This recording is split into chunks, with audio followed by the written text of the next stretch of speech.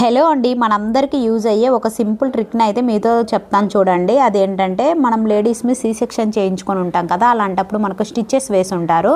మనం ఎక్కువ సమయం అలాగే కూర్చున్నప్పుడు, కొన్ని ఫుడ్ ఐటమ్స్ తిన్నప్పుడు ఒళ్ళు బాగా వేడి చేస్తుంది, పొట్టలో కొంచెం పెయిన్ వస్తుంది. అలాంటప్పుడు కానీ, లేదంటే చిన్న పిల్లలకి ఫుడ్ అరగకపోవడం, తర్వాత కడుపులో పెయిన్ రావడం, ఇలాంటి వాటి వల్ల పిల్లలు కూడా బాగా ఇబ్బంది పడుతుంటారు కదా.